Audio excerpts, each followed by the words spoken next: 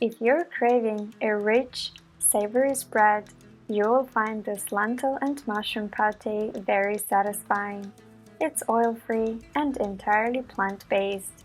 To make it, begin by boiling third of a cup of green lentils. This will yield about 1 cup of cooked, which is what we need for the recipe. Once ready, set them aside to cool.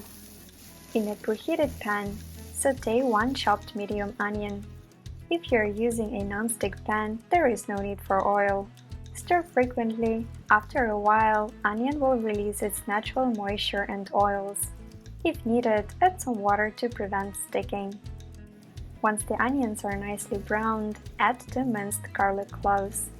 Keep stirring to ensure they cook evenly. When garlic softens and becomes fragrant, add 2 cups of sliced mushrooms. They'll begin to release their water, which helps with the sautéing. Keep cooking until most of the moisture has evaporated. In the last few minutes, stir in 2 teaspoons of fresh thyme.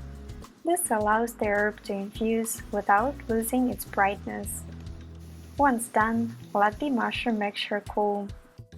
Now combine everything in a food processor: the cooked lentils, sautéed mushrooms, half a cup of walnuts, half teaspoon smoked paprika, a pinch of black pepper, a tablespoon of lemon juice, and a tablespoon of soy sauce.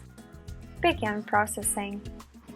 If the mixture feels too thick or dry, add a few tablespoons of water until you reach a smooth, spreadable consistency. Once you're happy with the texture, transfer the pâté to a container and chew it in the fridge for a few hours. Overnight is even better to let the flavors come together. And it's ready. You can have it how you like. I love it on my homemade buckwheat bread with some fresh cucumber. Bon appétit!